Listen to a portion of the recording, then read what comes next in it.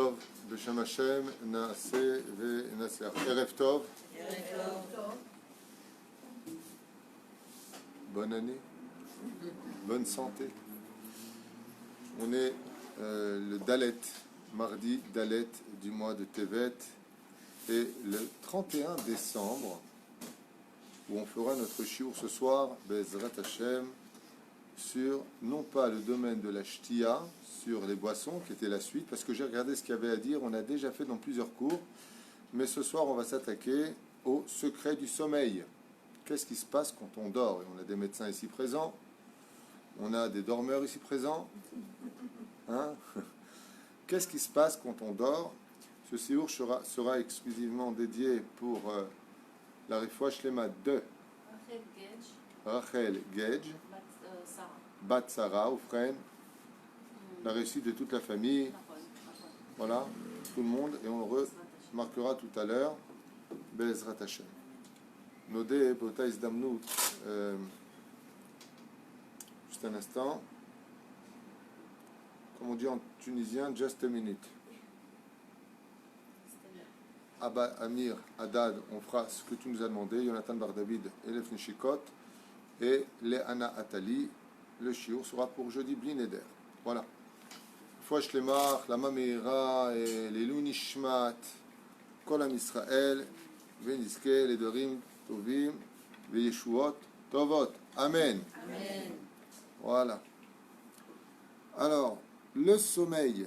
Qu'est-ce que c'est le sommeil? Qu'est-ce que nous apporte le sommeil? Je rappelle que nous sommes avec ce livre-là du Rav Aaron Zakkai, Bayit HaYehudi. Bien entendu, comme vous pouvez le constater, dans mes livres, il y a énormément de commentaires qui sont les miens, pris d'autres études et d'autres livres. Donc, comme je vous dis, ce n'est pas forcément de ce livre-là que ça vient. Comme vous pouvez le constater ici, il y a des références. Je marque d'autres idées quand je révise un cours en 5 minutes. Il y a beaucoup d'autres sources qui montent à l'esprit et donc je les ai inscrites dans mon livre pour ne pas avoir plusieurs faits. En général, je n'ai pas besoin de livres, mais je préfère lire un CEDER pour qu'on puisse être de façon assez claire pour un cours qui serait très compliqué. Qu'est-ce que le sommeil? On pourrait dire que le sommeil, c'est une perte de temps, quelque part. Comme avait dit Napoléon, quand on lui a posé la question, comment se fait-il que vous dormez si peu? Parce qu'il paraît, Napoléon ne dormait qu'une demi-heure par jour. C'est comme marqué comme ça dans le Sefer Ibrechen. Napoléon Bonaparte a répondu, parce que quand je dors, j'oublie que je suis empereur. Et donc, j'ai pas envie de dormir. Parce que quand on dort, on oublie qu'on a de la valeur, qu'on peut faire des mitzvot, qu'on est juif, qu'on vit en Israël. Quand tu dors, tu oublies cette situation. C'est un temps qui nous échappe. Et on peut dire que, de façon générale, la majeure partie des humains sur Terre, sur les 24 heures d'une journée, perdent 6 heures dans le sommeil. C'est-à-dire 6 heures inactifs dans un monde de sommeil. Le Rambam prescrit 8 heures pour avoir un corps sain et fort. Il lui donne à peu près 8 heures de sommeil.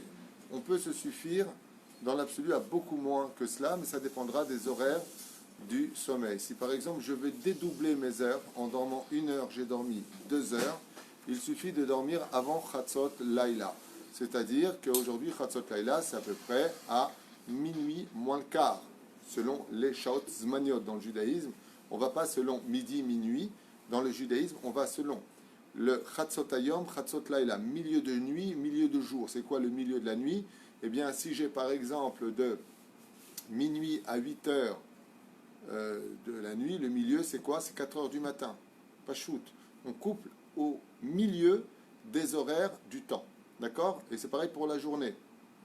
Mais la reine, si je dors avant la Chatzot Laïla, c'est-à-dire que la nuit aujourd'hui tombe à 5h30, Chatzot Laïla, ça va être à peu près à 11h38 moins le quart, on va dire ça comme ça. Si je dors 1 heure avant ce temps-là, eh bien pour mon corps, je vais obtenir 2 heures de sommeil. Si j'ai dormi donc 2 heures avant, combien j'aurais dormi? 4 heures. Si j'ai dormi 3 heures, Zach, magnifique. Vous avez donc dormi 6 heures de sommeil. Donc il y a quand même des façons de pouvoir gagner du temps dans le sommeil. La question c'est, est-ce que c'est vraiment utile de dormir? Et puis surtout quand on dort, eh bien ce qui est très curieux, c'est que le temps nous échappe. Des fois on ferme les yeux et on réouvre les yeux. Et quand on a réouvert les yeux, on est déjà le matin. qu'est-ce qui se serait passé pendant cette nuit? Est-ce qu'on aurait été visité? Rasra? Est-ce qu'il ne se passe rien du tout quand tu dors, et puis c'est tout, tu fais des rêves à la limite, et puis des fois tu n'en fais pas? Est-ce que tout est si simple que ça dans la vie? Est-ce qu'il y a des mondes parallèles? C'est ce qu'on va étudier ce soir. Est-ce que le sommeil est une utilité au judaïsme, et comment la Torah et le judaïsme, dans son ensemble, quand je dis le judaïsme, c'est le Talmud, c'est le Zohar, c'est nos Chachamim, dans plusieurs livres, dans les Midrashim, dans le Shulchan Aruch, dans le Kitzur Shulchan Aruch, c'est beaucoup de références, voient le sommeil dans le monde du juif. Le Harizal nous dit par exemple dans le Shara Kavanot que Shabbat c'est les initiales de Shena, le Shabbat Ta'anug. Le sommeil du Shabbat est une jouissance. Et c'est vrai que nous les hommes, c'est une chose qu'on ne supporte pas le vendredi soir, ou une fois qu'on a mangé le bon poisson du Shabbat avec un peu d'emhot, le couscous boulette avec la viande bien grasse, on va hiberner sur le fauteuil et on ne sait pas pourquoi, le fauteuil nous happe. C'est comme une maman qui prend son bébé, dès qu'on s'installe là-bas, on fait Masechet Halomot.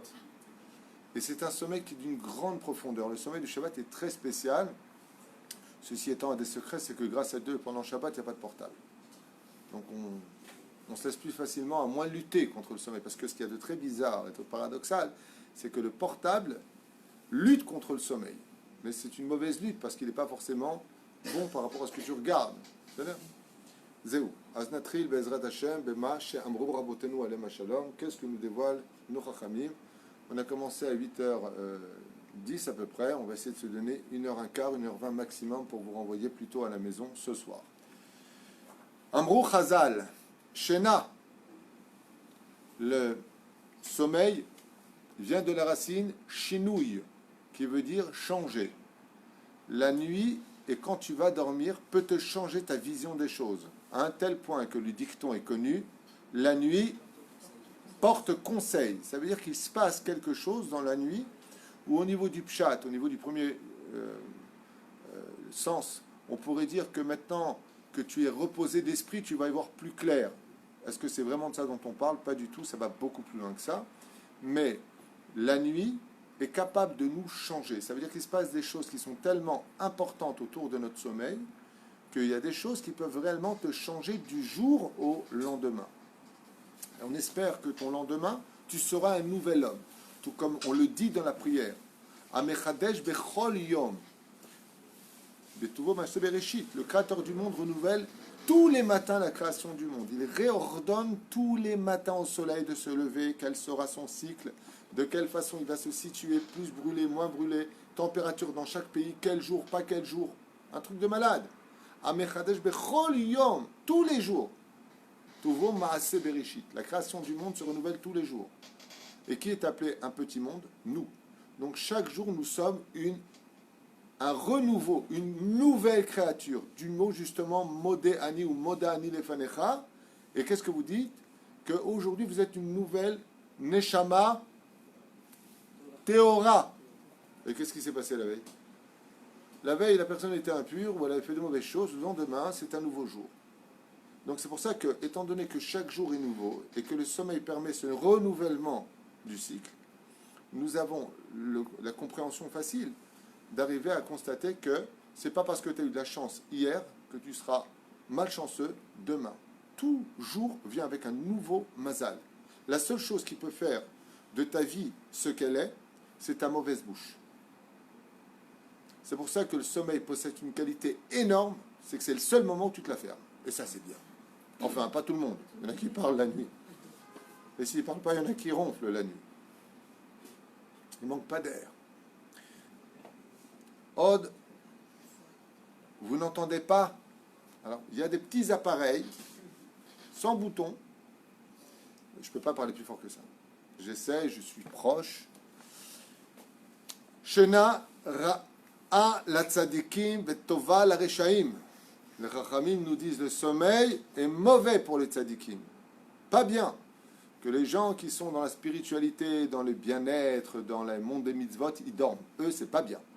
Mais les reshaim, plus ils dorment, mieux c'est. Lama. Pour les reshaim, c'est compréhensible. Quand il dort, d'abord on sait où il est. Et puis deuxièmement, il ne fera pas de mal. Et les tzadikim, pourquoi Shena Ra'a Lahem? Ben, voilà ce que nous disent les Chachamim dans le Talmud, dans Masechet Iruvin, Bedaf Samech et Amud Aleph. Amar Rabbi Yehuda, lo nivra alayla ela leshena. La nuit n'a été créée dans ce monde que pour aller dormir. Donc déjà, ça vient nous apprendre une chose, c'est que le jour, eh ben, on ne dort pas. Et le Harizal nous enseignera dans un de ses chars à Kedusha, je crois, on verra ça plus tard, il dit que la nuit, le sommeil du jour n'est pas bon ni pour la santé ni pour le corps. Se reposer, oui. Une petite sieste, oui. Mais dormir le jour, l'otov. Tu renverses les mondes. En général, qui c'est qui dort le jour et qui veille la nuit? Les vampires. Chauve-souris, Khalil. Qui c'est qui m'a dit chauve-souris? On aura tout vu. ואמרו בנותיו של רב חיסדא לרב חיסדא אין ברצונו של כבודו לישון מעט. Ils ont dit à Rav Chizda, tu n'as pas un peu envie de dormir tellement Rav Chizda dormait si peu par jour? Et Shiv Lahen, il leur a dit, oh diabo yamim arukim vektanim. Ne vous inquiétez pas, viendront des jours qui seront longs, des nuits, pardon, qui seront longues. Mais il dit ici, petit. Des ayenu, qu'est-ce qu'il voulait dire par là? Il a dit à ses filles, lui qui dormait pratiquement pas du tout, tous les jours il dormait pas. Rav Chizda étudie la Torah jour et nuit, 24 heures sur 24. Ses filles ont dit, ah bah, tu sais pas ce qu'est quoi un lit, un oreiller, te reposer, et ne vous inquiétez pas, viendra des longues nuits. Dans la tombe, exactement. Yamim arukim bakever lishon. Dans la tombe, on ne peut que dormir, il leur a dit. Là-bas, on ne peut pas faire de mitzvot, c'est ktanim. Au niveau des actions des mitzvot, tout est petit là-bas, parce qu'on ne peut pas faire grand-chose, on peut aider les gens. Quel mitzvot on peut faire dans la tombe? Re'en amitim yalleluya. Et si, Malka, dans la tombe, quand on est là-bas et qu'on a des gens qui ont des problèmes, ils viennent pleurer les tzadikim sur les tombeaux, et les tzadikim font des mitzvot en priant devant le Créateur du monde pour redonner le sourire à ceux qui sont vivants. Ça s'appelle des petites mitzvot par rapport à ce qu'on peut faire quand on est vraiment vivant dans son corps. Vezema sha'analo Rav Chizda. D'accord? Car dans le Kever, bien entendu, vous avez bien compris qu'on ne peut plus faire de mitzvot. Donc quand tu dors, tu rates juste une chose, c'est l'accomplissement de plus d'études de Torah, de plus d'empathie vis-à-vis des autres, de pleurer le Beth Amikdash, de pouvoir, comme faisait Sarah et Menou. Qu'est-ce que faisait Sarah et Menou toutes les nuits, vous savez? Sarah non plus ne dormait pas. Elle a vécu 127 ans. Qu'est-ce que tu fais Elle cousait des robes de mariée. Toutes les nuits, Sarah et Menou. La journée, elle convertissait les goyotes pour devenir juives, c'est-à-dire elle les amenait au judaïsme pour celles qui tapaient à la porte pour se rendre juives. Ensuite, elle reprenait la Torah jusqu'au soir. Et quand la nuit venait que tout le monde allait dormir, Sarah prenait son fil et son aiguille, était couturière de haut niveau, et elle cousait elle-même du début jusqu'à la fin les robes de mariée de ces nouvelles calottes, puisqu'al pi halacha, le jour de la conversion d'une personne, si elle a déjà quelqu'un dans sa vie, elle doit se marier le jour même de sa conversion. À 10 heures, elle est convertie, à 3 heures, elle est mariée. Et Sarah et Menou, le Midrash nous dit que toutes les nuits, Sarah priait pour l'avenir des enfants d'Israël et elle cousait des robes de mariée. Et quand on lui disait va dormir, elle a dit je ne vais pas donner ma mitzvah à quelqu'un d'autre. Mouza. La kavanat Rav Yehuda lomar shenivra laila letzorech tikun anasebo al yedei hashena. Maintenant, on passe à une autre explication de la Gemara qui nous dit d'Amar Rabbi Yehuda. Rabbi Yehuda il nous dit à propos du sommeil, sache que le sommeil a une utilité pour elle-même qui n'a rien à voir avec ce que les humains pensent. Je suis fatigué, je vais dormir. Et là, chez Yesh, Bashena Tikkun Rav. Parce qu'il y a dans le sommeil énormément de réparations qui se font. Et sans ça, tu ne peux pas y accéder. C'est-à-dire que la porte à ces réparations passe par le dodo. Il faut que tu ailles dormir. Bameh Devarim Amurim.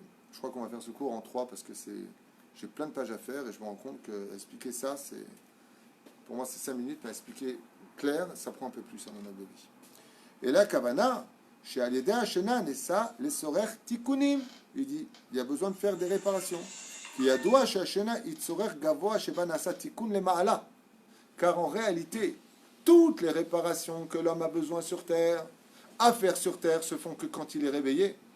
Mais quand la personne, elle est en bas, comment le réparer en haut sans le tuer? Eh bien, il faut qu'il aille dormir. Donc son sommeil est important pour le monde d'en haut. Parce que dès qu'il est en train de dormir, il atteint le niveau de 1/60 de la mort. Parce que son âme, comme dit le Zohar, sort du corps, monte dans le monde d'en haut, et redescendra en oubliant tout ce qui s'est passé, tout comme à l'image de l'ange Gabriel qui, à la naissance, marque le point de l'oubli en appuyant ici. De la même façon, quand la Neshama redescend, le Créateur du monde ordonne à l'ange responsable de chaque individu sur terre de lui faire oublier ce qui s'est passé en haut, mais qu'il retrouvera en choc énorme émotionnel le jour de sa mort. C'est-à-dire quand une personne meurt, avec sa grande bouche, et je t'es où, et là, il se heurte à une situation nora ve'ayom. C'est bas les masques, on enlève le rideau. Qu'est-ce qui se passe? Il va voir tous ces rendez-vous qu'il a eu là-haut, c'est ce qu'on va expliquer ce soir. Ça pourrait prendre des heures. C'est hyper intéressant. Le monde des tikkunim du sommeil. Béhémet, c'est Chaval al-Azman. C'est pas marqué ici seulement, c'est marqué dans Chesed l'Avraham, Minchat Yehuda, beaucoup d'autres livres, mais ils sont dans ma tête, donc je peux vous en parler, mais on fixera donc le shiur d'aujourd'hui que pour cela, et après on continuera peut-être éventuellement le sommeil. C'est comme vous voulez. Ou on fait de façon très surface, ou on approfondit grandement chaque sujet. Approfondir. Hein? Est-ce que ça marche pour les bébés et les enfants? Absolument. Alors moi je vous propose de laisser toutes les questions, notez-les pour la fin du shiur. D'accord? Par exemple pour les bébés, qu'est-ce qui se passe? Pourquoi un bébé quand il dort il sourit? Ou pourquoi il pleure des fois? Ou toutes sortes de choses, je ne sais pas. Si vous avez des questions, on essaiera d'y répondre avec l'aide d'Hachem. Aval, bon ira arshab, eze tikkun yesh lanu bishat hashena. Quelle espèce de réparation on pourrait définir à travers le sommeil? Qu'est-ce qui se passe? Vous avez des idées? Tikkun, Shelma. Petit 1. Alors je vous l'ai fait moi, je vous explique ça en 2 mots. D'accord? L'un des premiers tikkun, bien entendu, c'est au niveau du pshat. C'est-à-dire, le corps veut le monde d'en bas. Les plaisirs de la nourriture, du bien-être, de l'amour, et de. La neshama n'en a rien à faire. À part le fait de se sentir dans la lumière spirituelle, la Torah, les mitzvot et l'amour, la neshama a besoin d'amour. C'est la seule chose qu'elle prend de ce monde réellement, c'est l'amour. C'est pour ça que le seul sentiment qu'elle prend après la mort, c'est la jalousie. Voilà. Par exemple, quelqu'un qui a perdu son mari, qui veut se remarier, il faut qu'elle fasse un tikkun sur le kever de son ancien mari, parce qu'après la mort, il peut être jaloux et venir se venger sur son nouveau mari. Il y a des choses comme ça qui se passent, que nous, on ignore, on ne connaît pas, on ne sait pas. Mais la reine, il y a un besoin pour le corps de servir Hachem. Quand est-ce qu'on peut obliger son corps à être totalement soumis à Hachem? Réponse, quand on va dormir. Il suffit, disent les Chachamim, Dai chez Adam yechaven lifne shena sheyelech laniach et gufo lemenucha kede leshareto machar bari veshalem. Il suffit qu'il ait l'intention, homme comme femme, tout ce que je dis c'est pour les deux, d'aller dormir dans l'intention d'avoir un corps qui soit frais, fort et reposé pour mieux servir Hachem demain. Ainsi donc, chaque seconde, chaque nuit de son sommeil pour le corps, il a fait une mitzvah. Puisque ça s'appelle « Je prends du recul pour mieux avancer demain. Je vais me reposer pour que mon corps puisse mieux te servir. » Ainsi donc, c'est un des premiers tikkuns parce que le corps, en réalité, même quand tu fais une mitzvah, il veut que tu donnes une tzedaka, t'as vu, j'ai fait quelque chose, ou tu veux faire quelque chose. Le corps, il a ses tendances, il veut attirer. Là, à un moment, il ne peut rien faire, il devient tout humble, tout chnanin, et c'est quand tu dors. À ce moment-là, ton corps se tait complètement, et ainsi donc, premier tikkun, les sha'abed et tagouf, kulo les boréola, de servir à Kadosh Baruch Hu pour cela. Bien entendu, je vais faire une parenthèse, non, je ferai après, c'est pas grave. Deuxième tikkun, eh bien, din ve cheshbon. Quand une personne dort, son ruach et son nefesh restent plus ou moins dans le corps. Le ruach propulse la neshama à monter jusque devant le trône divin. Et chaque nuit, quand on va dormir, même ne serait-ce qu'une seule minute, 60 secondes suffisent, la neshama monte devant le trône divin et tout ce qu'il a fait de sa journée, pensées, paroles et actions, sont présentés devant Hachem lui-même. Et lui se présente devant Hachem. Et le Créateur du monde lui pose la question, est-ce que tu es conscient de ce que tu as fait? Oui ou non?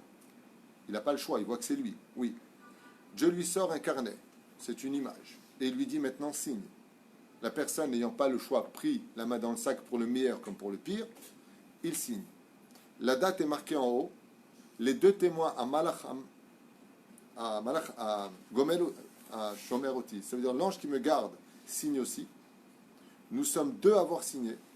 Quand vient le jour de la mort de la personne, le Créateur du monde fait dévoiler toute ta vie. Et là, tu peux rien nier. Chaque jour, qu'est-ce que tu en as fait? Chaque jour.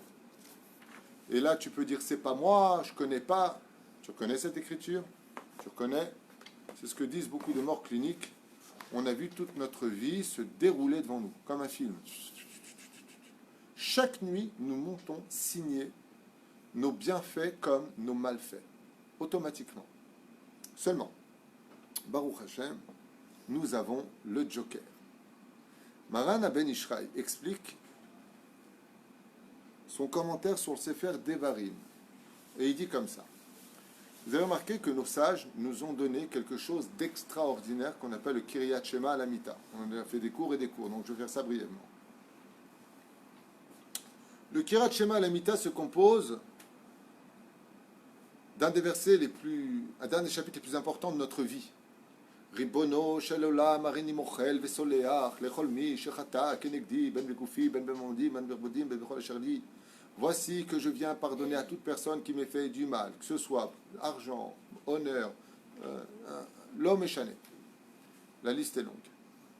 Et étant donné que tu viens de dire ça avant de dormir, et que Béhémet, tu dis, les Chol Bar Israël, que tu pardonnes à tous les Juifs Hachem, que jamais quelqu'un soit puni à cause de moi, tu viens de faire tomber, annuler les sentences de ta punition personnelle. Mais pas attention, tu le dis avec ta bouche et dans ton cœur, tu vas te venger demain. Béhémet, Areni Mochel de Soler. Mashaya, Ani Béhémet Soler. Moi, chaque fois, c'est rare que quelqu'un me casse les pieds. Je ne sais pas comment je vais faire ce soir. On va voir que je dis ça, Ribono, Shalolam, Areni Mochel, Soler. Et une fois, je n'ai pas pu. Une personne qui m'a fait beaucoup de mal. Et comme je suis Toho Kevaro, je ne sais pas être hypocrite ni menteur, j'ai dit sauf lui. C'est pas une blague, je ne mens pas. J'ai dit sauf lui. Lui, lo yachol. Bon, après quelques jours seulement, j'ai dit kolel oto. Et comme dans Mamida, je prie pour la Géoula pour tout le monde. Je dis à Phil ou celui qui ne mérite pas, Sheye, Benochichut. Si tu es vraiment un Dieu plus grand que tout esprit humain, tu dois être capable de ramener à la vie, à la source, tout le monde, que personne ne manque. La reine, c'est le premier chapitre, Ribono Shel Olam. Ensuite, Baruch Hamapil, celui qui fait tomber les paupières.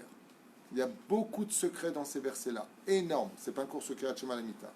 Ensuite, bien entendu, Ana Bechoar, le nom qui va protéger les 42 lettres divines, qui nous protègent de quoi? De tous les Shindalet qui tournent autour de nos lits. Ensuite, parce que vous savez que, on verra ça dans les prochains cours, il se passe des choses au-dessus du lit, en dessous du lit, sur les côtés du lit quand on dort, beaucoup de choses. Shishim, Geburim, Saviv, Lavi, Gebur Israël, c'est ce que dit le roi Salomon. Il se passe 60 événements autour d'un lit. C'est pour ça qu'il y a 60 lettres dans la Birkat Kohanim qu'on cite sur le Kiryat Shema. D'accord? 60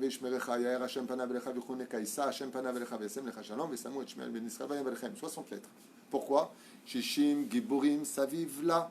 Je viens de placer chaque lettre comme un ange qui vient de se lever. Shishim, Giburim. C'est 60 Giburim, Saviv, la, qui me garde la nuit pendant mon sommeil. Parce que la nuit peut se passer beaucoup de choses. On va s'arrêter là pour ne pas faire un film d'horreur. Parce qu'il n'y a rien à craindre quand on est dans la Torah. Particulièrement.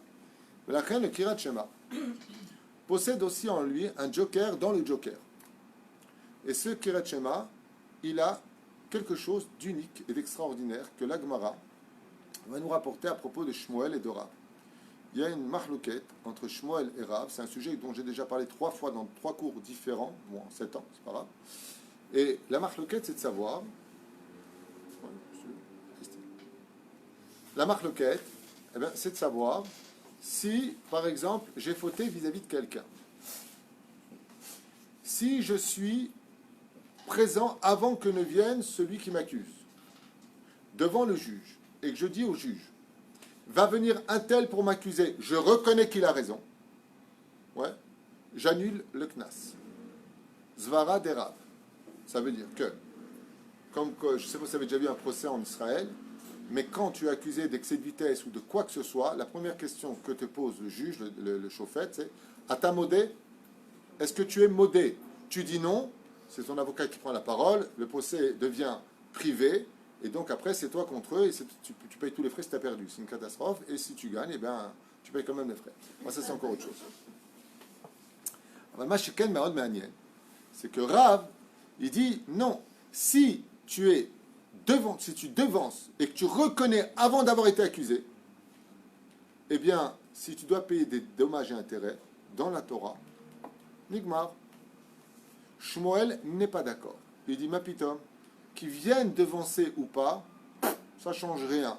S'il est coupable, il paye le knas, c'est-à-dire l'amende doit la payer. La halakha a été fixée comme qui? Comme Rav. Et c'est pour ça que dans les tachanounim que nous disons le matin et l'après-midi de la prière du Mincha, qui Rav hu, on dit qui Rav hu, et tu es rempli de chesed, qui Rav hu, tu pardonnes exactement à ton peuple Israël, qui Rav hu. Dans les Télim, on peut comprendre, vas-y, qui Rav hu, car tu es beaucoup Dieu, toi tu es rempli de miséricorde, donc tu pardonnes toutes les fautes. En réalité, c'est un iced transparent, ça. Ah, c'est de l'eau. Ah. Mon d'un iced elle m'amène un iced transparent.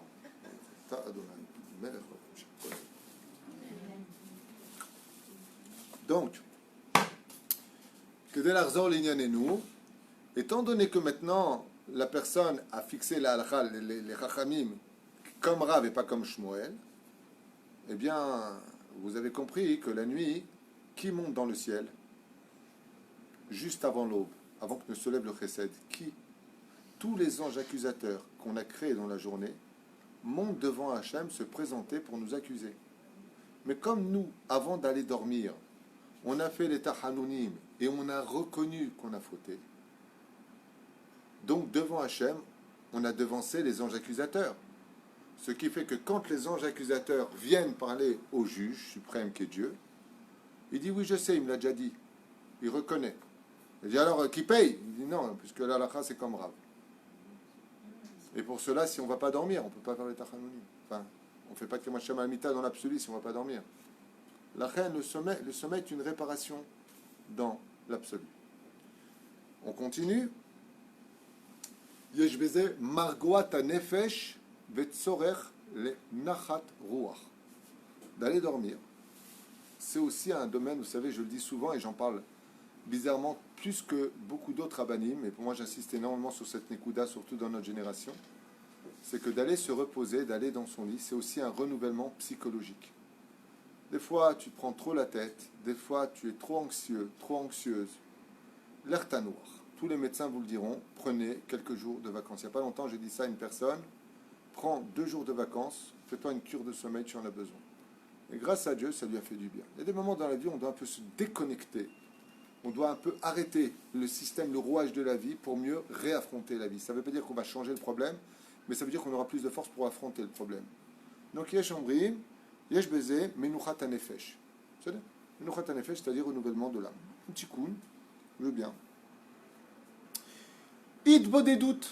Il dit le sommeil, il engendre très souvent un din vecheshbon avec soi-même. Alors, avant, on n'avait pas de portable. Ce qui fait que le soir, quand on allait dormir, on se donnait souvent rendez-vous avec nous-mêmes. Qui faisait cette beau des doutes dans le lit? La Gemara nous dit le roi David. Le roi David ne sortait pas dans les champs ni sur le mirpesed. Dans son lit, quand il allait dormir, ses shishim neshimot, ses 60 neshimot de sommeil, c'est là-bas qu'il parlait avec Hachem. Ce qui est aussi mon cas à moi personnellement, ma beau des doutes, je la fais toujours avant de dormir. Je me tourne sur le côté, je parle avec Hachem. Din vecheshbon imatzmi. Il y en a qui vont parler dans les arbres, il y en a qui vont parler dans la forêt, il y en a qui sont à Mirpeset, avec leur cheval, j'en sais rien. Kol echad ifror et amakom shelo. Zemakom shel idbodedut. Mazotomer et idbodedut, se retrouver face à soi-même. Dans la vie, il est impératif de se retrouver face à soi-même. Vous ne pouvez pas savoir à quel point le moment de idbodedut est plus élevé que tous les autres moments de la journée. Pourquoi? Parce qu'il y a un secret qu'enseigne Rabbi Nachman, qui est très peu enseigné, ou peut-être pas assez, je ne sais pas.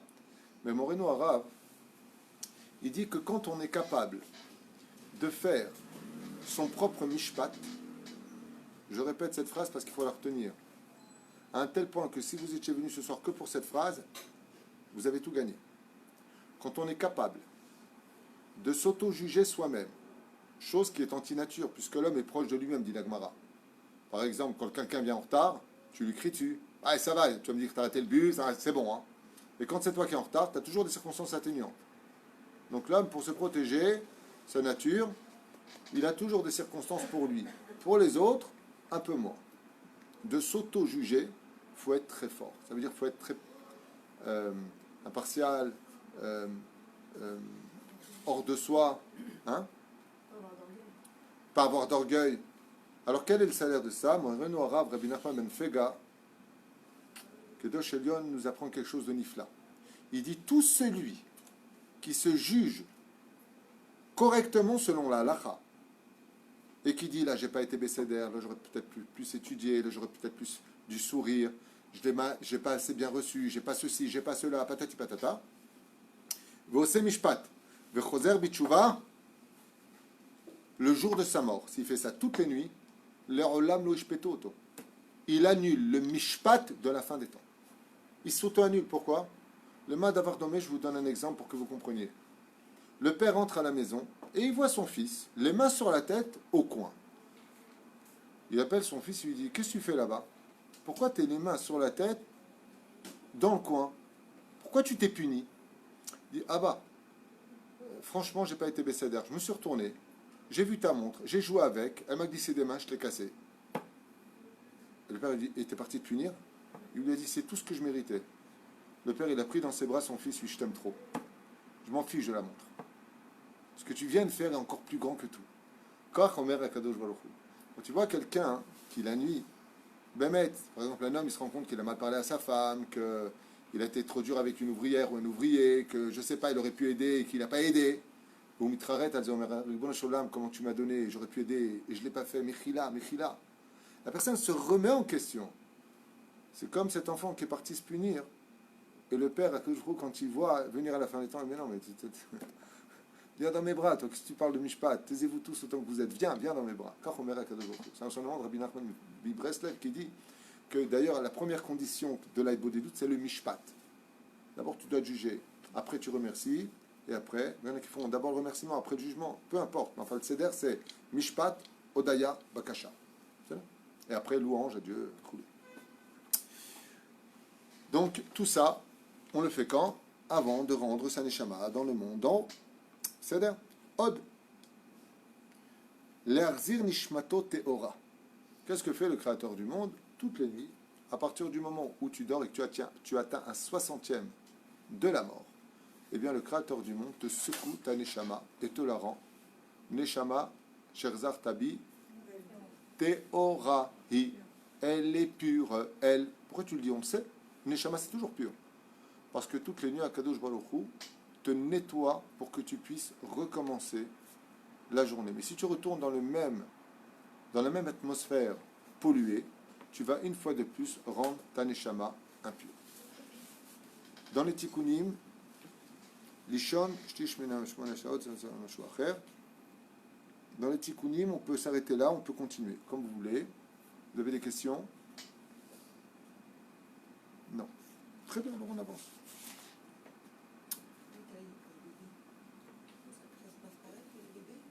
Quel bébé? Les enfants, les bébés, c'est pareil quand ils dorment? Les bébés, eux, ils dorment. D'ailleurs, il faut savoir qu'un bébé, comme il ne peut pas faire beaucoup de mitzvot, il passe son temps à dormir.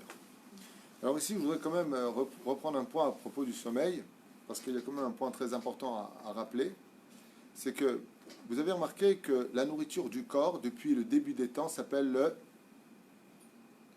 pain. Comment on dit le pain en hébreu? Bravo.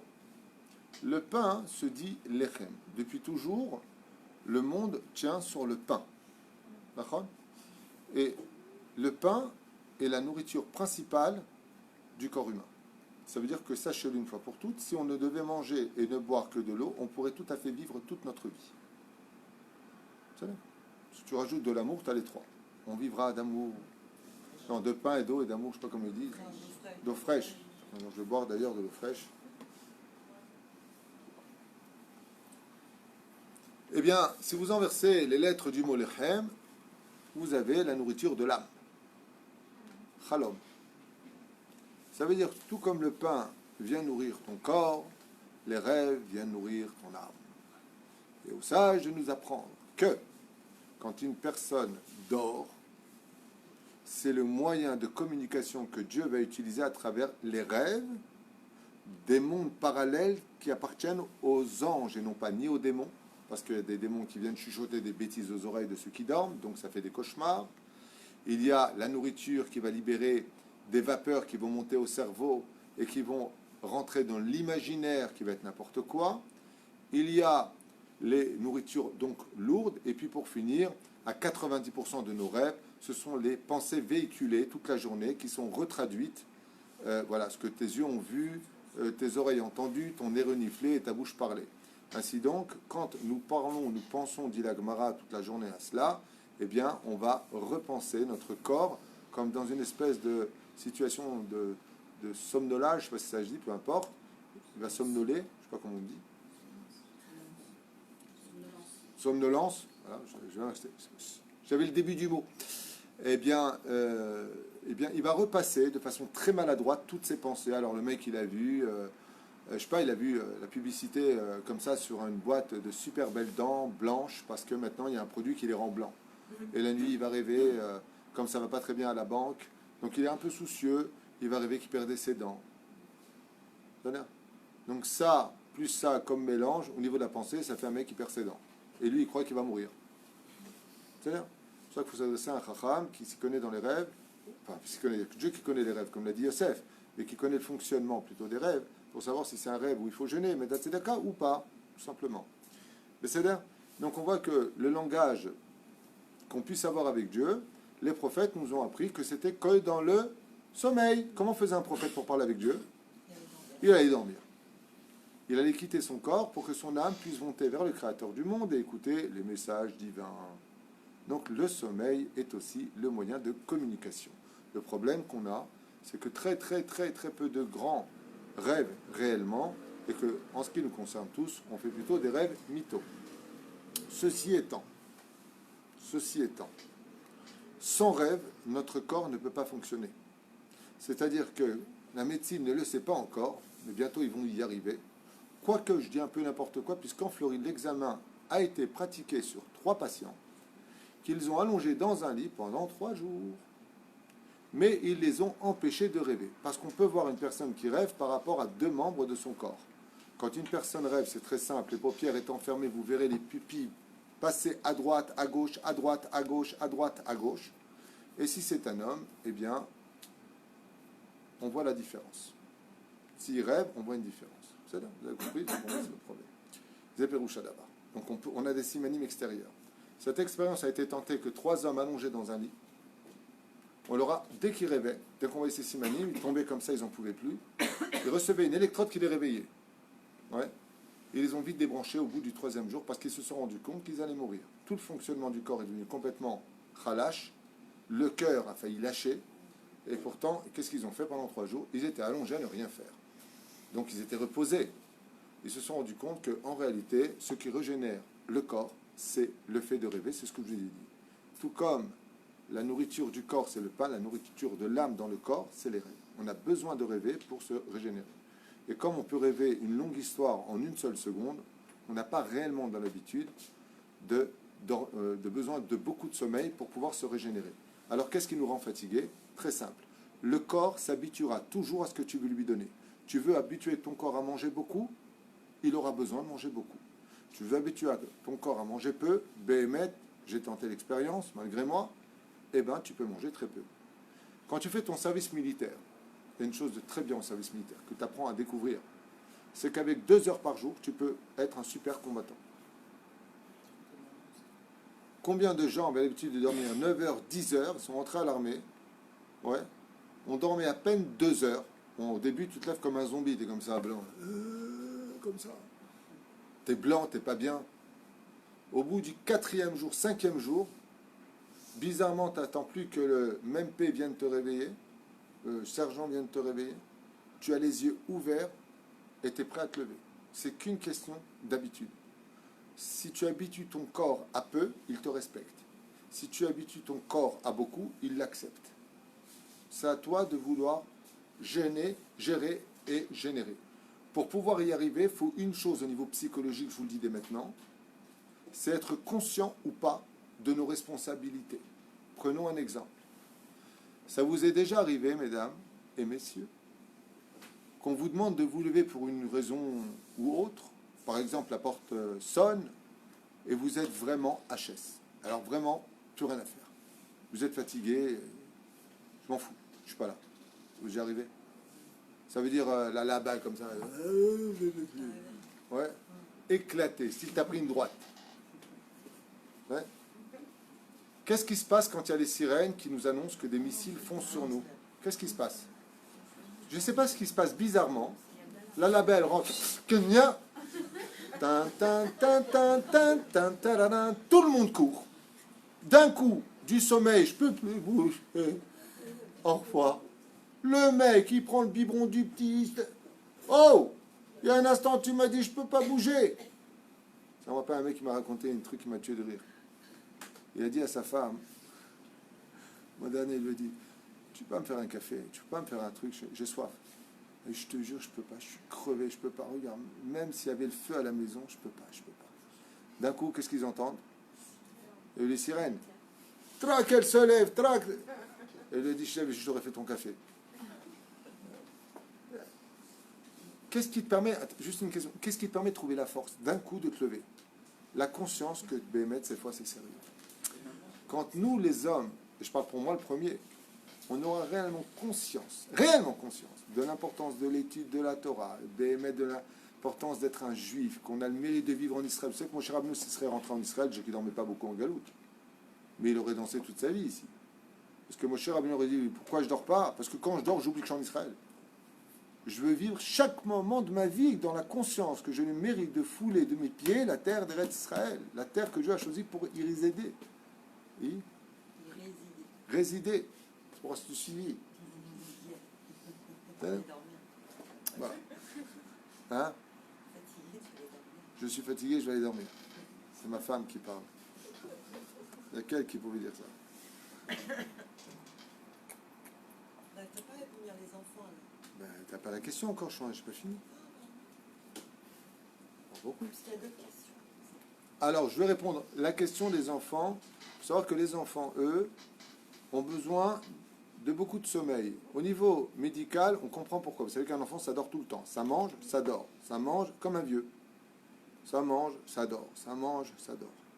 La question, c'est qu'est-ce qu'ils ont à être fatigués tout le temps? Bizarre qu'un enfant est tout le temps fatigué. Vous avez remarqué?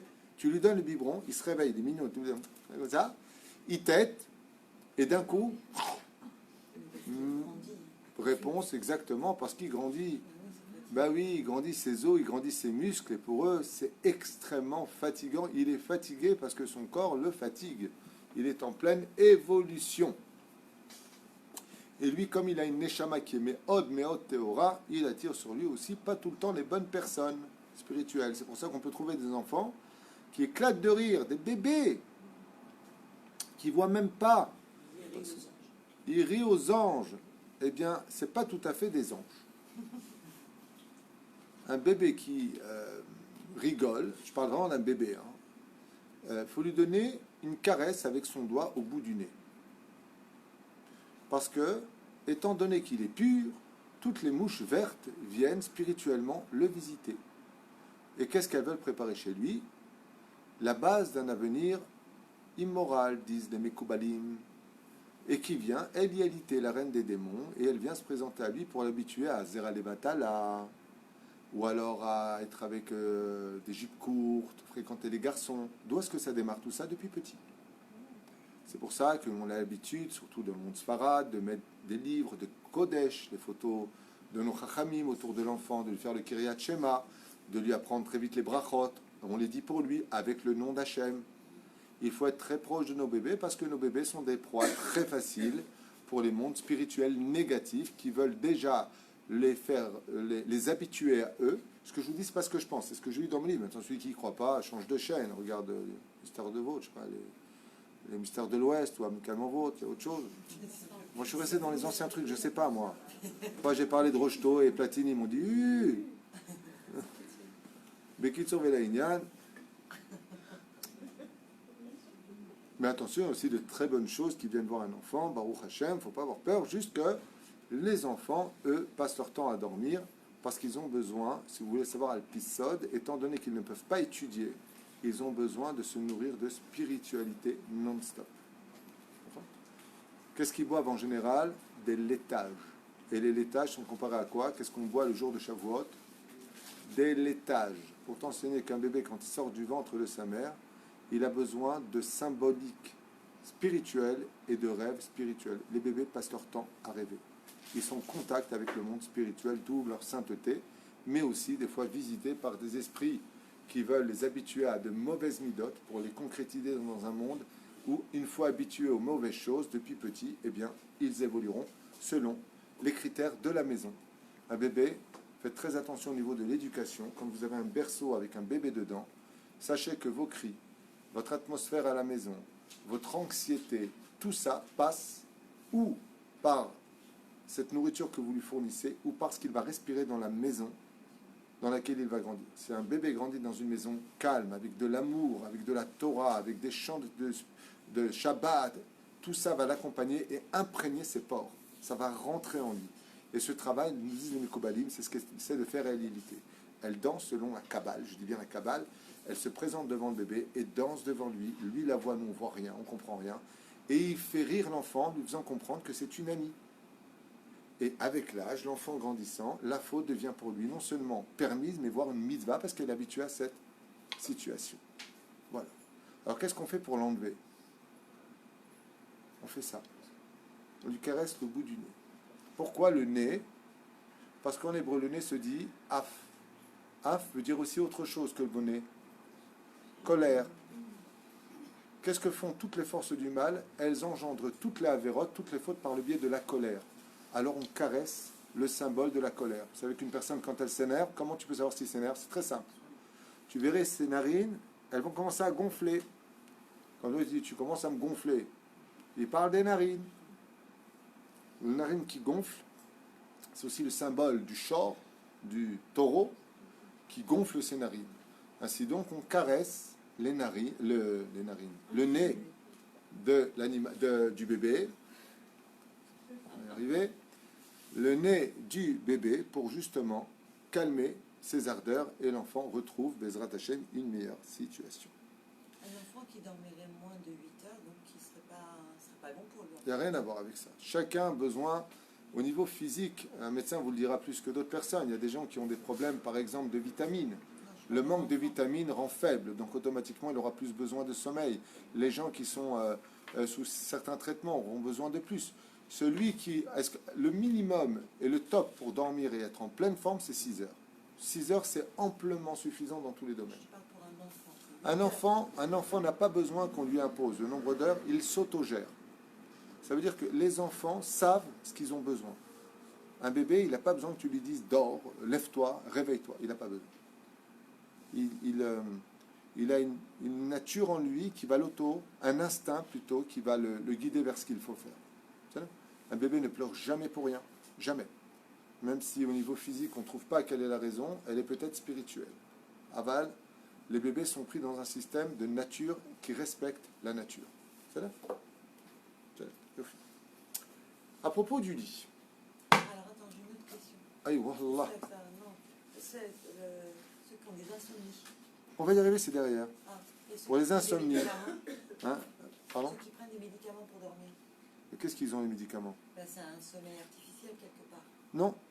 Non, non, non. Parce qu'ils se forcent à Non, dormir. il y a une grande différence entre un sommeil artificiel qu'on appelle le coma et prendre des cachets pour dormir, comme de la somnifère, il y a un autre nom, de la exomile. Docteur? Solytique? Des anxiolytiques. Le niveau anxiété. C'est ça. Ok. Non, alors, ce n'est pas des sommeils artificiels du tout. Ce sont des vrais sommeils, seulement ça plonge la personne dans le sommeil. C'est-à-dire que ça va calmer son système nerveux, d'anxiété, donc apparemment. Parce que si je ne m'abuse, je ne suis pas médecin, mais il me semble que tout ça, c'est géré par l'hypothalamus. Et donc, c'est la centrale des nerfs. Il y a des secrets au niveau de la Torah. Par exemple, Rabbi Nachman, il dit quelqu'un qui n'arrive pas à dormir, il reprend ça de la Gemara, qu'il imagine des vagues venir sur lui. Pas des vagues, des grandes vagues, hein, mais la mer, pas la belle-mère, la mer. Okay? Les vagues de la mer, pas le tsunami qui vient t'envahir. Le mec il est en cauchemar comme ça, j'essaie de m'endormir, j'ai vu des vagues. Non. Il y en a qui disent que voilà, tout ce qui est paisible, il y a des musiques qui sont très très bonnes pour ce genre de choses, des musiques de relaxation qui sont vraiment très très bien. Il y a un des moyens les plus connus pour dormir, ça s'appelle piquer du nez. Il faut avoir un livre. Parce que comme tes yeux lisent, tes pensées donc sont menées à penser à autre chose que tes anxiétés, et comme ils lisent, eh bien ils se fatiguent et d'un coup tu piques du nez. Il y a des choses qui sont excellentes dans ce domaine. Pour finir, il est impératif de faire le Kiryat Shema. Vous voulez qu'on finisse avec insomnie? On va tourner les pages, on va y arriver, donc on avancera un peu plus vite aujourd'hui. Shenat. La direction dans laquelle tu dors est très importante, on en reparlera. Avant Chatzot Laïla sur le côté gauche, après Chatzot Laïla sur le côté droit. On évitera toujours de dormir sur le dos ou sur le ventre. Selon la Torah, c'est très déconseillé. Il y a des cauchemars, il y a sur le truc érotique, il y a plein de choses qui rentrent dans ce domaine. On dort toujours ou sur le côté droit ou sur le côté gauche. Très très mauvais de dormir avec des coussins élevés. Il faut avoir la colonne vertébrale droite. Parce que des fois, le mec dit j'arrive pas à dormir, mais c'est normal. Tu as un problème de santé. Il y a des choses qui te réveillent. Le mec qui prend du thé avant de dormir, il va souvent se réveiller, c'est un problème de prostate. Il y a plein de choses qui sont évidentes. Il faut voir aussi son médecin, quoi. Je veux dire.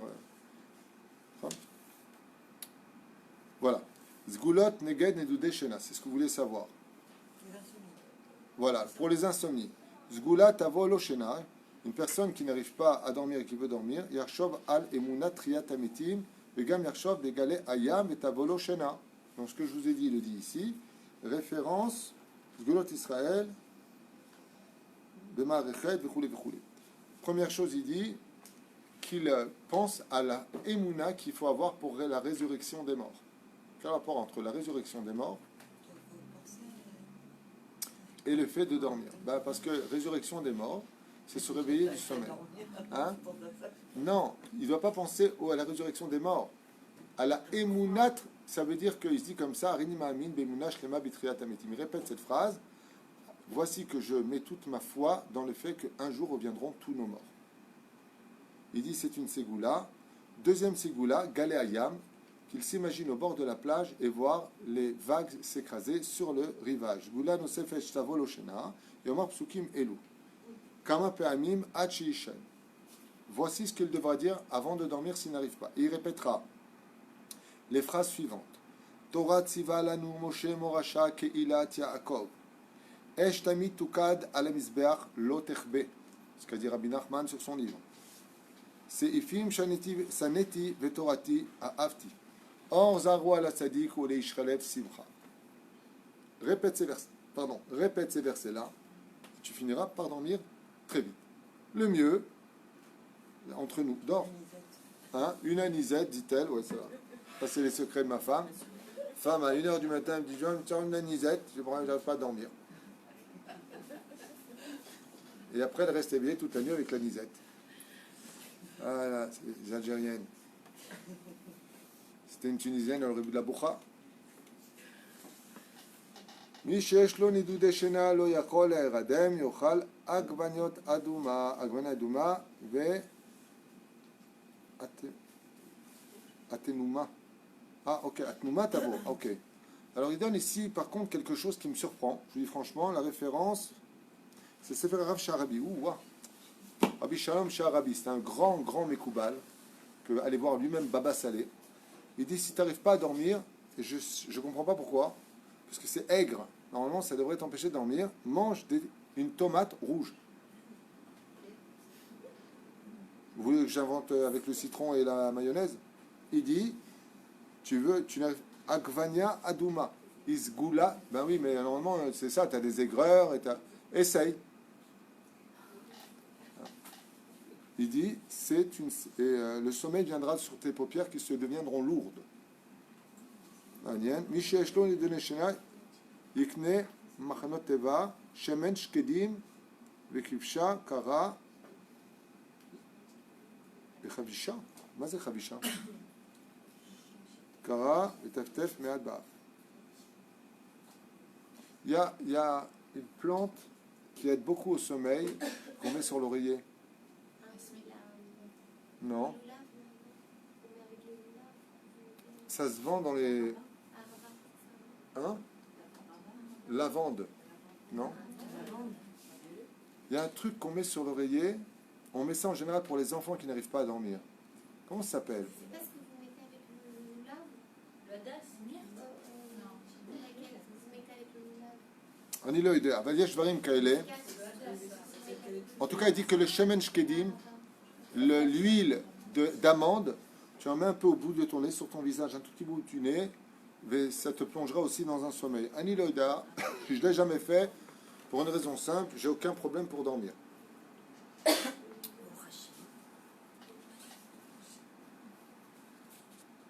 Celui qui n'arrive pas à dormir parce qu'il est dérangé par toutes sortes de choses autour de lui, il a l'impression que, il y a des gens qui sont réveillés par des choses qui viennent les visiter. Beaucoup de gens m'en ont parlé, ils se sentent étouffés la nuit, étranglés la nuit. Dans ce cas-là, pour nous les juifs, la solution est très simple. Chanoukat Ba'it avec 10 hommes, faire sonner le chauffard, ouvrir les fenêtres, venir à Sipou. C'est ça? Maintenant, si vraiment il y a des choses qui sont autour de nous, des enfants qui cauchemardent ou des personnes qui font des cauchemars, première des choses, ne pas voir des films d'horreur. Le mec, il a regardé d'une main qui essaie d'attraper. Juste avant, il a vu Freddy. Donc c'est un peu normal. C'est très simple. Mettez une règle en fer sous votre oreiller et un livre de Teilim ou un livre de Zohar sous votre oreiller. Bien entendu, soyez pudiques. Vezéou. Le couteau, normalement on mettait des couteaux. Mais le couteau aujourd'hui c'est dangereux. Ciseaux c'est dangereux. Moi, ce qu'il faut que ce soit du fer. Donc, une clé, une règle, à 10. Avec tout ce qui se passe aujourd'hui dans la tête des gens. Sous le matelas ou sous l'oreiller? Sous l'oreiller. Hein? Sous l'oreiller. Le fer éloigne les mauvais esprits. Hein? Donc, chose à ne pas faire. Quand deux femmes vont dans le même lit, une fois tu as deux amis qui vont dormir dans le même lit, ou deux hommes dans le même lit, ou même deux frères, ou deux sœurs, chez Ishnu Gav al Gabe Gav. Elles doivent toujours dormir, ou ils doivent toujours dormir dos à dos. Ça? Le couple pareil s'ils sont fâchés. C'est une blague. Simlev, fais attention de ne rien toucher le matin quand tu te lèves, car comme tu as dormi, l'impureté t'a totalement envahi. Et surtout, 4 membres. Main droite, main gauche, pied droit, pied gauche. Automatiquement, ne touche rien, car tu finirais par déposer cette substance impure sur tes yeux. Quand tu te lèves le matin, tu fais ça, tu n'as pas fait nitilat. L'otov, fais très attention à cela, parce que tu vas déposer une pellicule d'impureté qui ne va pas te rendre aveugle, mais qui va t'empêcher de comprendre l'étude de la Torah telle que tu aurais dû réellement la comprendre. Ça veut dire que tu n'y verras pas réellement la vérité qui est dedans. L'otov, l'echol, o lishtot, o leitpalel, im pijama, obgadim, shiashnu, baem. Il n'est pas bon, c'est pas interdit, mais il n'est pas bon, pas conseillé, de boire ou de manger ou d'aller prier avec le pyjama avec lequel nous sommes allés dormir. Alors si une femme le matin se lève en pyjama, entre les enfants, le mari, les goûters, le truc, le travail, elle n'a pas le temps, elle est en pyjama, elle est de sanoua, après c'est compliqué pour elle, elle peut le faire. Ah ben, si elle peut éviter, c'est mieux. Voilà ce que cela veut dire. Ou alors elle rajoute un vêtement. Ou elle rajoute un vêtement, si tu veux, c'est pas marqué comme ça, mais... C'était une question. Ken, elle peut. Nous avons 3 mitzvot dans Achnasat Orchim. 3 mitzvot quand on reçoit quelqu'un. Petit 1, plus exactement 4. Petit 1, l'accueillir avec le sourire. Quand tu reçois quelqu'un, c'est pas si tu veux ou pas, c'est pas facultatif. Et kabel et kol adam besever panim yafot. Si tu n'es pas capable de recevoir, c'est un mec qui reçoit. Bonjour. Le plaisir de vous voir.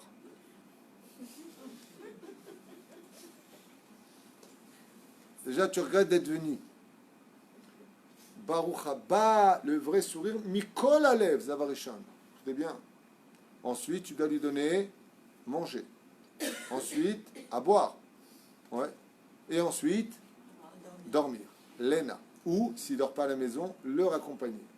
Nous allons prendre ici ce que nous dit le Shulchan Aruch. Et il pose une question extraordinaire. Le Rav, ici, Aaron Zakai, chez Badel Chaim Arukim, pose une question, il ramène ses références. Et il dit, de ces mitzvot qu'on vient de dire, recevoir avec le sourire, donner à manger, mais attention, comme tu nous as accueillis, ben, quelle table de roi, donner à boire de toutes les boissons du monde entier, et donner à dormir, quelle est la plus importante de toutes? La plus importante de toutes, bizarrement, c'est le lit que tu vas lui donner. Le lit. Ah oui. Le lit est le plus important, plus que la nourriture, plus que les boissons, plus que Le tout. rassure, en fait, on le rassure. Vekablam besever panim yafot. Il le reçoit avec le sourire. Car mitzvah adam shidag la orchim.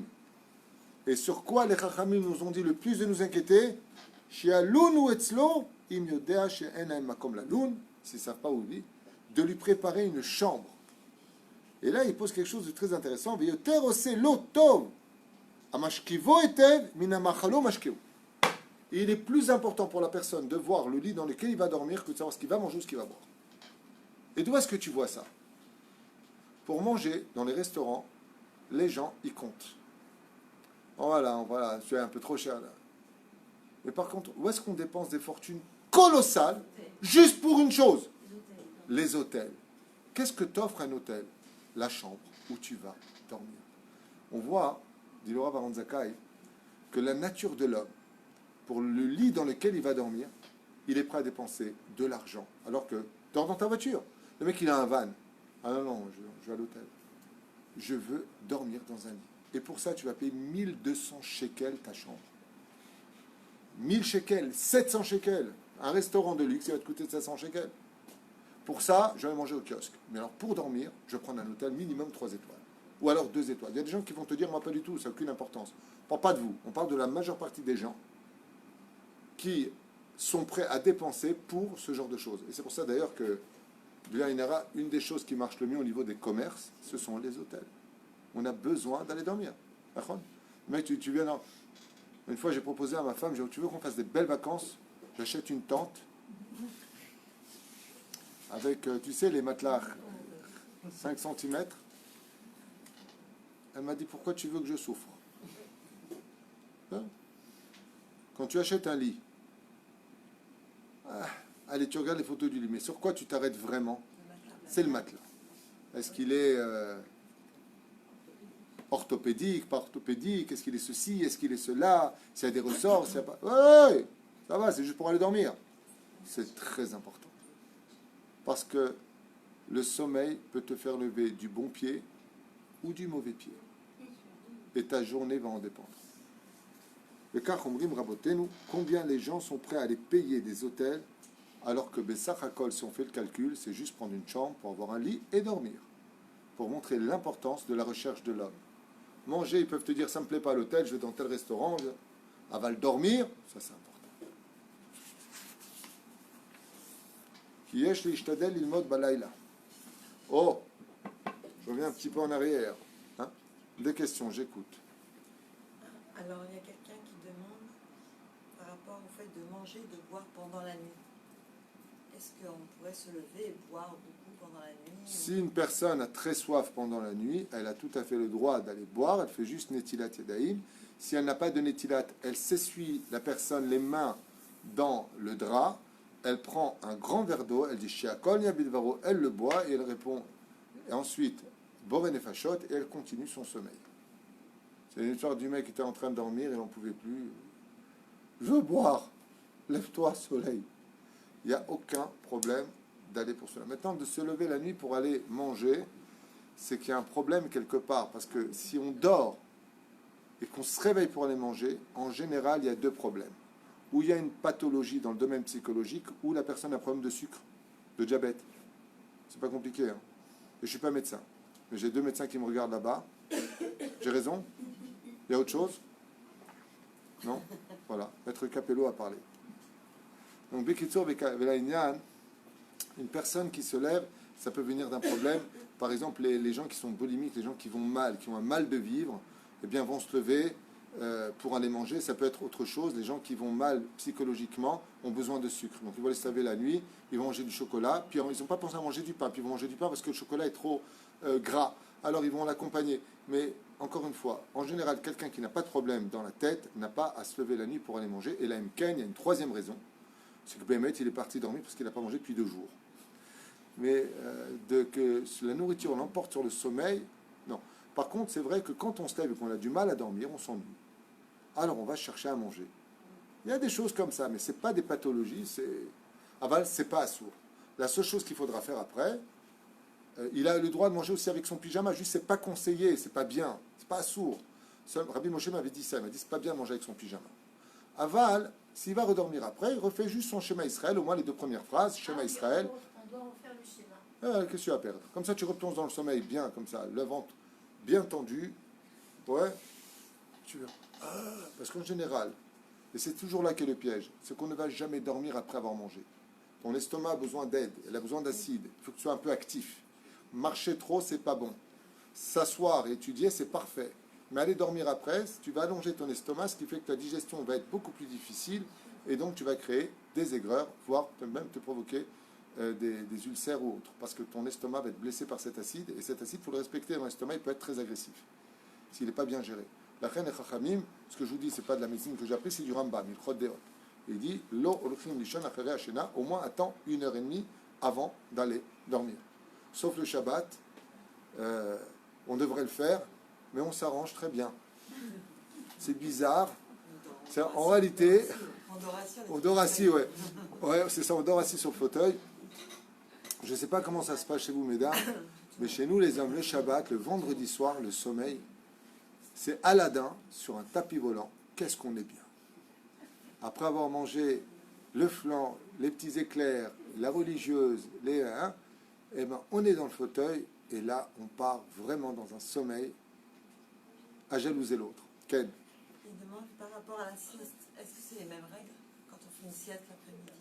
Absolument pas. La sieste l'après-midi est très importante pour les personnes qui ont des responsabilités élevées.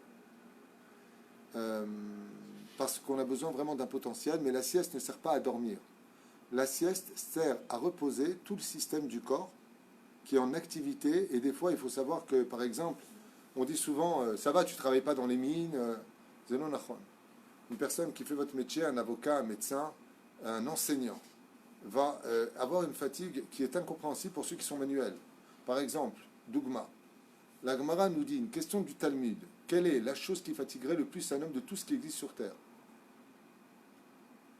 La Gemara nous dit, Talmud Torah, Metish Kocho chez la dame. Ça a été dit pour nulle part ailleurs. Le fait d'étudier toute la journée, et je le vois avec la Vrechim. Qu'est-ce qu'il y a de plus dur, de travailler toute la journée avec ses mains ou d'être assis et étudier toute la journée? Contre toute attente, il n'y a pas plus dur que d'être assis et étudier toute la journée. Metish Kocho chez la dame. Ça rend faible. Donc quand vous êtes des gens, par exemple, moi je me souviens que Abraham Meir Ayakar, mon propre fils lui-même, qui maintenant enseigne de plus en plus, m'ont dit eux-mêmes de leur bouche, comment tu fais pour faire 2-3 conférences par jour? On est HS. Moi, des fois, je rentre d'un cours, je rentre à la maison, je suis HS. Je n'arrive plus à fonctionner. Parce que le cerveau marche tellement vite que la fatigue est effondrée. Un médecin, par exemple, comme ce que vous faites, vous, qui ne respecterait pas des règles pour leur propre corps en disant de 2 heures à 3 heures, je fais une sieste, peut très vite arriver au bout de quelques années à une dépression, alors que c'est le médecin. Dépression, je ne peux plus voir personne, stop. Surtout que quand tu es médecin, technicien, tunisien, quand on te voit, c'est... justement, je suis content de te voir comment ça va. J'ai une boule ici. Je m'en fous, ta boule. Je sais pas où, le cabinet. On voit un médecin, on lui parle que de médecine. Tu vois un technicien en ordinateur. Quand Rabbi, tu tombes que sur des gens qui ont des problèmes d'ordinateur. C'est toujours la même chose. Tu tombes sur un Tunisien, tu parles que de couscous. Des pérouches d'avar qu'il faut se respecter. La sieste est très bonne et très conseillée. Seulement, on parle de sieste, on ne parle pas de sommeil. Maintenant, si une personne n'en a pas besoin, chacun réglera. Je rappelle juste qu'une sieste, c'est fait pour durer entre maximum 20 à 30 minutes maximum. Le mec, il dit, j'ai fait une sieste de 2h à 18h. C'est pas une sieste. Hein? Ken? Est-ce que c'est bon de dormir à la belle étoile? Non. Est-ce que c'est bon spirituellement, tu veux dire? Ça dépend. c'est pas bon vis-à-vis des moustiques, ça dépend où tu dors, ça dépend dans quel lieu tu dors, et ce n'est pas fait pour. C'est un peu orgueilleux de dormir à la belle étoile. La Torah nous parle d'un cas comme ça. Yaakov Avinu. Yaakov Avinu a dormi à la bonne étoile. Mais on voit que dans la Torah, il n'est pas serein. Avec ça, il a besoin de placer des pierres autour de lui. C'est-à-dire que de dormir à l'extérieur, c'est dire j'ai tellement pas de faute sur moi que je n'ai rien à craindre, ni des démons spirituels, ni des animaux nuisibles, ni de quoi que ce soit. Alors qu'on sait déjà que dans une chambre, sur notre propre lit, ouais, on n'a pas le droit de mettre de nourriture sous le lit, et encore moins des boissons sous le lit. Et il y en a qui disent qu'il ne faut pas mettre telle et telle chose sous le lit. Pourquoi? Parce que les mauvais esprits rôdent sous les lits pendant qu'on dort. D'accord? Parce qu'elle va croire quand tu es à la belle étoile, qui tu es pour dormir à la belle étoile? C'est que ça te gave. Un homme doit chercher à se protéger et ne pas compter sur le miracle. Maintenant, s'il veut dormir à la belle étoile, qu'il dort. Est-ce qu'on aurait le droit de prêter son lit quand on dort à des invités pour qui dorment? A-t-on le droit de prêter son lit à des invités pour qu'ils dorment là-bas? Dans l'absolu, oui. Seulement la Gemara, dans Masechet Shabbat, si je ne m'abuse, nous dit qu'il faudra faire très attention que l'homme qui dormira dans le lit du couple ne dorme pas à la place de la femme. Parce que le Talmud nous dit que quand un homme dort à la place où dort la femme, la maîtresse de maison, c'est comme s'il dormait en elle. Parce que le lit fait partie des choses les plus intimes d'une personne. Dans sa chambre, on ne voit pas, excusez-moi, avec tout le respect que je vous dois, avec Vodamakom, on ne voit pas un soutien-gorge dans le salon, quoi. Je veux dire, mais là-bas, on voit des choses qui sont intimes. La chambre, c'est vraiment la propriété du couple. Par exemple, celui qui a du savoir-vivre ne rentre pas dans la chambre des parents. Ah, c'est là votre chambre? Ah, sympa, vous avez l'armoire combien? Oh, avant, je parle de notre génération à nous, petits, on ne rentrait pas dans la chambre des parents. Aujourd'hui, c'est les parents qui tapent avant de rentrer dans leur chambre.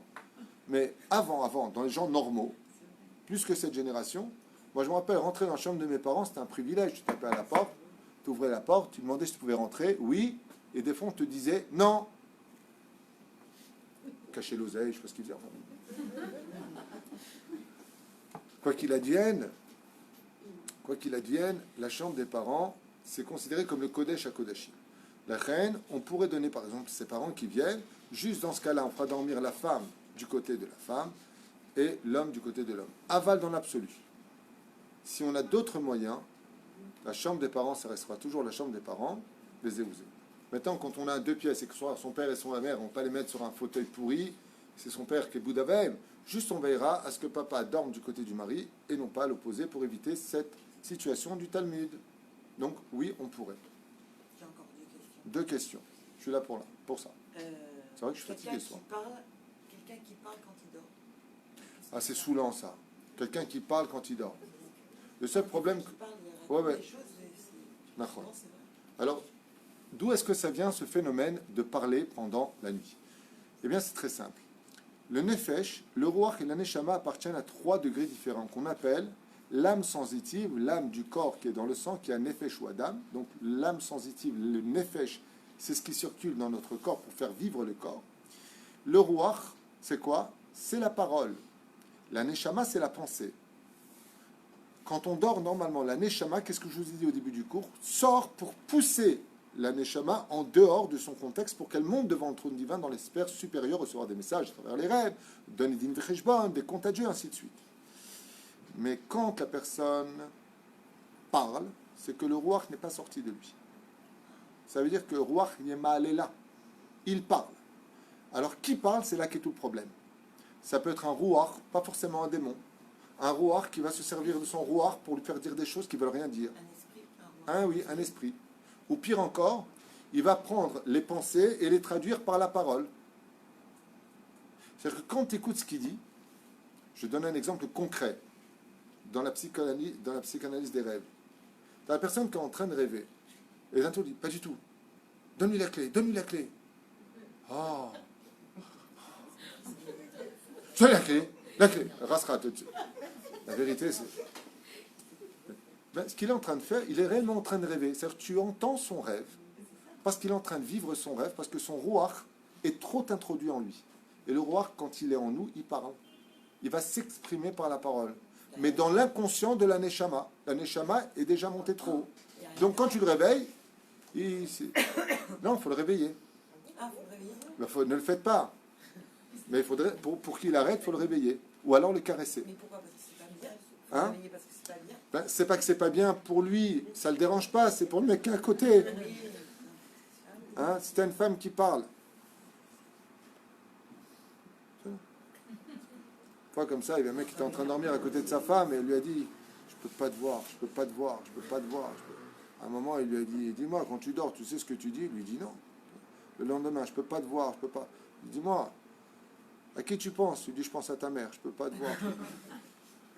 Et les Shanashim, ils vont traduire dans les rêves leur anxiété. Par exemple, une fois, quelqu'un, il y a très longtemps, m'avait raconté qu'il a entendu son mari dire pour le prêt, pour le prêt, pour le prêt, pour le prêt, pour le prêt. Alors j'étais le voir. Je lui dis, dis-moi, tu as le problème avec des prêts d'argent? Je me dis, la poiline, j'ai besoin d'un prêt, j'ai besoin d'un prêt.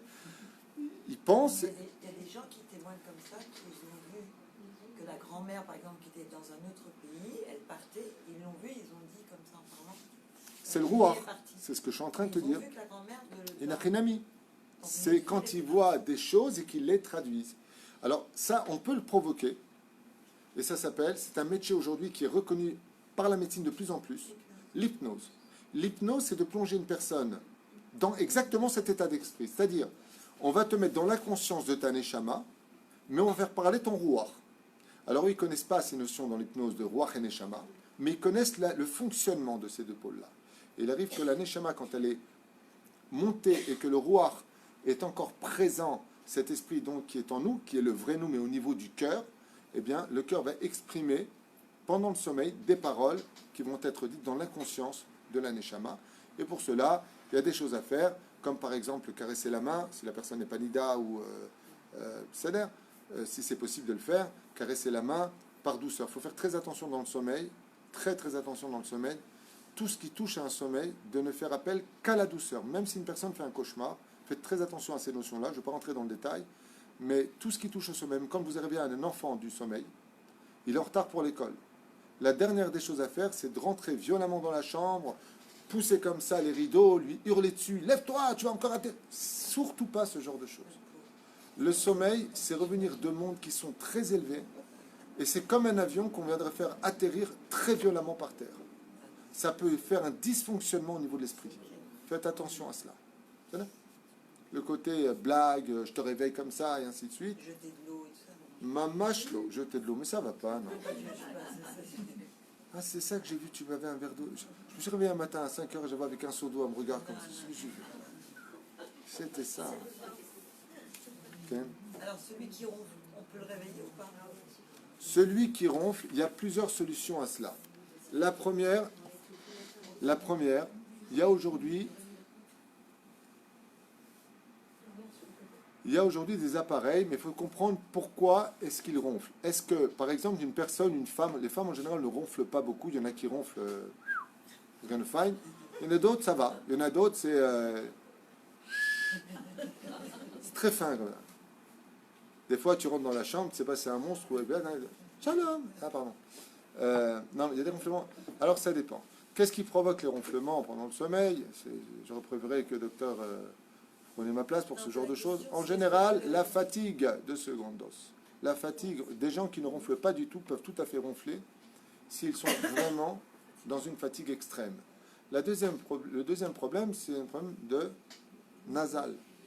Ça veut dire que des fois, il y a des endroits dans les sinus qui bloquent les cloisons, et donc il y a automatiquement ce problème qui peut intervenir. Troisièmement, il y a l'apnée. Quand on manque d'air, des fois on s'étouffe la nuit, donc on a du mal à récupérer notre respiration, ce qui va provoquer inconsciemment une angoisse, et cette angoisse s'appelle le ronflement. C'est-à-dire que la personne a tellement peur de manquer d'air qu'elle va aspirer, expirer, je ne sais pas comment on dit, peu importe, beaucoup de quantité d'air qui, quand ça va ressentir, ça va faire de la trompette. Alors aujourd'hui, grâce à Dieu, dans les temps modernes, on n'a plus ce genre de problème, puisqu'il existe des appareils qui permettent de régulariser ce genre de problème. Ceci étant, il y a une ancienne méthode très connue depuis le début des temps. Quand quelqu'un ronfle, on siffle. On dort, oui, on le pousse sur le côté, et il y en a même qui changent de chambre. J'ai connu un couple à Natania qui ont divorcé à cause du ronflement. Non, c'est pas une blague. Je connais très bien le garçon. Il en était même arrivé à dormir dans la cuisine, tellement il ronflait fort. Et sa femme a vu qu'elle n'avait plus de vie de couple et elle a mis un terme à son couple. Il y a certainement d'autres raisons, j'en sais rien, mais en tout cas, pour elle, c'était une raison suffisante, me disait-elle à l'époque.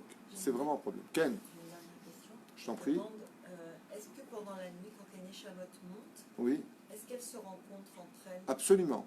entre amis de Gilgoulim ou de... Absolument. On peut de rencontrer Rivka? des gens qu'on a connus, on peut rencontrer des gens décédés, on peut même faire des rêves avec la voisine d'à côté, âme avec homme, femme avec femme, même là où ça doit être pudique. Sinon, ça s'appelle des rêves érotiques. Donc voilà, il peut y avoir ça. Mais en général, on s'en rappellera pas. On ne s'en rappellera pas. Et quand la Neshama, elle monte et qu'elle témoigne de sa journée, elle a des témoins, elle doit venir avec des témoins, des gens avec qui Non, elle- non, tout est pris en compte là. Il n'y a pas besoin de témoins. Dans le monde d'en haut, tes actions sont les témoins. Voilà. Vous avez d'autres questions dans ce domaine? Les somnambules sont des gens qui sont esprits par un autre esprit. Alors c'est un peu compliqué, je ne voulais pas faire ce genre de cours, mais il faut savoir que quand on dort et que notre Neshama sort, on est visité dans notre musée qui s'appelle le corps par d'autres Neshamot qui errent. Et des fois, ces Neshamot qui errent, qui n'ont pas de corps, utilisent le corps qui dort pour pouvoir, eux, s'en servir pour eux-mêmes. Ça s'appelle le somnambule dans la Kabbale. Qu'est-ce que c'est un somnambule? Ce n'est rien d'autre qu'un corps qui est visité par une autre Neshama. La médecine n'y comprendra rien, dira oui, bon, ben, c'est une sorte de somnolence, vous avez dit? Somnolence, son esprit l'emmène, comme celui qui parle, eh bien il marche. Voilà, il va te dire ça. Dans la Kabbale, ça rejoint un autre domaine, en général, le Ben Ishraï en parle longuement, le Harizal en parle longuement, c'est-à-dire, je vous expliquer ça en 2 mots, pour que vous compreniez clairement. Il y a des Neshamot qui sont décédés. Ces Neshamot ont besoin de faire un tikkun. Maintenant, leur tikkun, c'est quoi? Je dis n'importe quoi, de mettre... allez, je dis n'importe quoi, c'est juste un exemple. 100 shekels dans la tzedaka. Le Beddin va estimer que dans le ciel, on ne va pas venir faire naître cet homme dans un corps d'enfant pour grandir, pour arriver à l'âge de la bar mitzvah, pour qu'il mette le billet et mourir. C'est bête. Qu'est-ce qu'il va faire?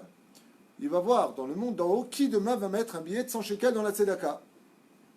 Le Créateur du monde permet à partir de ce moment-là que cette neshama, ce ruach, rentre dans le corps pendant qu'il dort, de telle façon à ce que quand la personne se réveille d'un coup, vous allez être choqué de ce que je vais dire, on va me prendre pour un fou, mais moi j'y crois parce que la Torah dit que des vérités, eh bien il n'est plus tout seul, ils sont 2 à l'intérieur.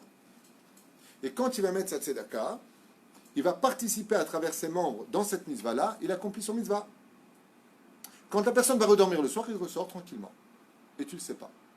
Mais le type, il a conscience. Il y en a un qui l'a vécu. Hein? Mais Le qui? le bonhomme en question, Non. il a conscience de ça, non? Non. Il s'est juste senti particulièrement fort cette journée-là. Vous n'avez pas remarqué que vous avez des journées où vous avez une pêche de fou, vous ne savez pas d'où ça vient. Et des journées où vous êtes très bien, vous n'avez pas de raison, vous êtes un peu triste. Tout ça vient de là. C'est les mondes parallèles, c'est un sujet qui est très profond. C'est qu'on est en réalité, le Ben Ishraï nous parle de Moshe Rabbeinu. Veha'ish Moshe Anav Me'od. Et cet homme, hé, démonstratif, Moshe, hé. Pourquoi tu dis hé, dit le Ben Ishraï? Parce qu'il a été visité par 5 âmes quand il est parti en haut. Veha'ish, hé, ha'ish, hé, ish. 5 hommes en lui. Dont un, Noach, Chet, Hevel. Il avait en lui des neshamot purs qu'il devait réparer parce qu'il est parti chercher ce que les autres n'ont pas pu accomplir dans ce monde. Mais ça se passe en une nuit. Moi, j'ai lu dans un livre de Kabbalah qui disait des fois pendant une semaine, on a un roi avec nous, on n'est pas au courant. Mais il n'est pas là pour nous faire du mal. Il a juste besoin que, comme il ne faisait pas son Birkat Amazon, il a 5 fois dans sa vie, il a mangé du pain, il n'a pas fait le Birkat Amazon, eh bien, il va rentrer dans un corps sélectionné dans le monde en haut, donc telle personne, il rentre, il ne fait pas de mal. Quand tu vas faire Birkat Amazon une fois, deuxième, au bout de 3e jour, tu vas le faire. 5e jour, tu vas manger du pain, tu vas le faire. Ouais. Tu as fait 5 Birkat Amazon, tu vas dormir, il te dit Toda Rabba, il te bénit et il remonte. Grâce à toi, il les a fait parce que maintenant tout ça est relié à un système très connu dans la Gemara qui dit Kol Israël Revim, Zé, Lazé. On est tous garants les uns des autres, ça veut dire qu'en réalité, on est des pistes d'atterrissage pour les vivants comme pour les morts. Hein? Si, il y a des cachets pour ça aujourd'hui. Il y a des portes à fermer. Hein? Il ne réveille pas non plus. Alors c'est très dangereux de les réveiller. Pourquoi c'est dangereux? Parce que ce n'est pas lui. Ben oui. Et c'est pour ça que la personne ne comprend pas qu'est-ce qu'il fait en pleine nuit. Des fois, il arrive que le roi sort de lui, d'un coup, le roi, donc la Neshama revient. Et Zamatzav, il y a des gens qui... bon, je ne vais pas rentrer là-dedans, mais ça touche les problèmes psychologiques. Les gens qui se lèvent le matin, d'un coup, ils perdent la tête. Tout ça, c'est des questions de ruchot. Des fois, c'est des bons esprits, des fois, c'est des mauvais esprits. Il ne faut pas prendre ça à la légère, d'où le Kirat Shema qui brûle et qui empêche ces esprits de pénétrer le corps. D'où l'importance du Kirat Shema. Quand on fait le Shema Israël avant de dormir, le schéma, le Zohar HaKadosh nous dit c'est pour ça, ça va brûler, ça fait une barrière d'écran pour ne pas être visité par d'autres choses. C'est ça? Ken? Et ceux qui ne savent pas vraiment, par exemple, ma maman, elle ne saura pas faire tout le carré schéma, mais si elle fait que les 2 versets, ça compte. C'est mieux que rien. Est-ce que si je ne sais pas conduire une voiture, je peux prendre une corkinette? Il y a 2 roues. On doit toujours faire le Kiryat Shema avant minuit. C'est mieux. Mais si tu vas dormir, par exemple, tu l'as fait avant minuit, c'est mieux, et tu veux le faire après, tu peux le refaire après. Il faut toujours laisser en tout cas entre 2 Kiryat Shema le temps d'une demi-heure pour ne pas faire jeter Rishuyot. C'est-à-dire, tu as dit Shema Israël, tu recommences Shema Israël. Tu pries combien de jeux? Tu viens de le faire. Comment dire, tu dénigrerais la valeur du Kiryat Shema. C'est comme les Tahanunim. Des fois, tu fais Tahanunim, ouais, en hiver, tu vois, pour dormir. Tu vois que c'est Tikkun Chatzot, pour faire le Tahanunim, tu viens de les faire, il ne faut pas les refaire. De quoi? Ils n'ont pas compris pourquoi tu parles de 2 fois le Kiryat Shema. Pas parce que la personne pensait qu'elle allait dormir, par exemple, à 11 heures. Elle a fait son schéma Israël. Et maintenant, elle a un coup de téléphone, et puis elle est obligée de répondre, donc elle va parler, patati patata. Ce qui n'est pas interdit. Normalement, quand on fait Kiryat Shema à la mi-temps, on ne parle plus derrière. On ne parle plus normalement. Mais ça veut dire quoi normalement? Quel était le but? Réponse. Écoutez bien ce que je vais vous dire maintenant, c'est vraiment très important. Le but, c'est de dormir avec de la Torah dans la bouche. Surtout quand tu quittes ton corps. Le Zohar nous dit toute maison où la Torah n'est pas étudiée la nuit finira par être détruite ou brûlée. Ça, c'est la Shana Zohar. Pour éviter ça, étant donné que le 8e verset du 1er chapitre de Yoshua Benoun nous ordonne d'étudier la Torah le jour et la nuit, et que des fois, quand on rentre du travail en s'occupant de son épouse, parce qu'on s'est marié, le mariage, c'est pas que le jour où tu mets la bague, c'est une histoire de vie, de couple, d'amour. Il faut qu'il y ait quelque chose entre eux. Donc, quand tu rentres à la maison, après avoir fait ta prière, occupe-toi un peu de ta femme, tu as des enfants, ce n'était pas l'histoire d'une nuit, il faut aussi s'occuper d'eux, parler un peu avec eux. Quand est-ce que tu vas étudier? Le mec, il a les yeux rouges et on ne peut plus. Alors, s'il ne peut vraiment pas étudier, dans sa grande bonté, le Créateur du monde, il nous dit, alors fais le schéma Israël. Le schéma Israël est considéré comme une pseudo-étude. Au moins, tu dors avec ça. Aval, pourquoi? Parce que depuis très longtemps, depuis le début des temps, quand on allait dormir, c'était un miracle pour tout le monde de se réveiller. Vous savez combien de gens sont morts? Vous savez jusqu'à aujourd'hui comment on appelle ça? Les gens qui meurent dans leur sommeil. Il y en a qui appellent ça le baiser du Satan, il y en a qui appellent le baiser d'Hachem, il y en a qui appellent ça... Il y a un nom pour ça, vous savez pas? Mort subite. Ça veut dire qu'on a donné un nom dans la médecine, mort subite. Vous savez ce que ça veut dire, mort subite? Ça veut dire en médecine, on ne sait pas du tout. Il n'y a aucune explication. J'ai parlé avec plusieurs médecins de ça, parce que j'ai un ami qui est mort dans son sommeil. J'ai posé la question, il m'a dit, mort subite en médecine, on peut vous raconter ce qu'on veut, ça veut dire on ne sait pas. Il n'y a aucune raison à sa mort. Avant, Béhémet, quand on se levait le matin, on disait, Modani, les fanecha, c'était vraiment un miracle. Aujourd'hui, on est dans un monde tellement de métro, boulot, dodo, un système de rouage tellement évident que se lever le matin, c'est l'Amérique quoi. Je veux dire, il va faire une belle journée. On ne se rend pas compte de la chance, du miracle qu'on a vécu, parce qu'il peut se passer beaucoup de choses pendant la nuit qui auraient pu empêcher notre retour dans le corps. Et Béhémet, il faut savoir que chaque matin, c'est un miracle. C'est pour cela, Derech Hagav, que tout à l'heure, je vous parlais de cela. La première des choses, c'est que le fait de faire son Kiryat Shema à la Mita est aussi considéré dans le monde d'en haut comme étant donner son âme à Dieu avant de dormir dans l'étude de la Torah. Ashrei mishinitfas im talmudo beyado. Heureux celui qui est attrapé, qui quitte ce monde, donc dans le sommeil ou dans la vie, avec un dvar Torah dans sa bouche. Ce qui fait que même si tu as parlé au téléphone, même si tu es parti boire un verre d'eau après ton Kiryat Shema à la Mita, ce qui compte, c'est que quand tu dors avec Torah Tziva Lanu Moshe Moracha Kiryat Yaakov. Shema Israël, ce que tu veux, parle de Torah. Dis ce que tu veux. On a dit Or Zarou la Tzedik ou Leishchalev Simcha. Or Zarou la Tzedik ou Leishchalev Simcha. Mieux encore, étudie avec un livre et dors avec. Il y a même des Mikoubalim qui disent ne finis même pas ton Kiryat Shema. C'est-à-dire que si tu n'arrives pas dans ton sommeil à finir, dors avec. Juste évite Vechara à Fachem. Le mec il s'endort ce moment et Dieu tu te mets en colère. Ok, d'ailleurs. Aval, Zé Echad mi Sibot. Qui nous a été donné pour le Kirat Shema à la Mita. Alors, je veux juste parler de l'importance du réveil 2 secondes du matin. Vous savez que la médecine, Je viens pour le Kirachima, tu avais fait un cours qui s'appelle Bonne nuit. aux bonnes nuits pour le Kirat Shema, j'ai fait un cours d'1 heure et demie sur comment faire son Kirat Shema, patati patata. Regardez, ça s'appelle Bonne nuit. À propos du lever du matin, la médecine a découvert que, bon, depuis longtemps, ceci étant, mais c'est un professeur en Angleterre qui a trouvé ce système que je vais vous faire partager, que vous savez déjà certainement, parce que c'est très connu, mais bon, j'invente rien. Quand on se lève le matin, le cœur a fonctionné de façon très lente. Le cœur est un muscle. C'est un double muscle en réalité. C'est une pompe qui va propulser votre sang dans les veines avec une force beaucoup plus puissante que notre imagination pourrait le comprendre, parce que ce psst qu'il envoie, c'est la puissance. Vous connaissez ce qu'on appelle les fusils à pompe, là, vous savez, air comprimé. Le cœur, c'est un fusil à air comprimé. Ça veut dire qu'il va appuyer fortement, créer une pression si importante que ça va donner la force au sang de circuler et d'irriguer tous vos membres à travers le circuit des veines. On s'arrêtera là. Jusque-là, ça va? Très bien. Quand on dort, le cœur, comment il bat?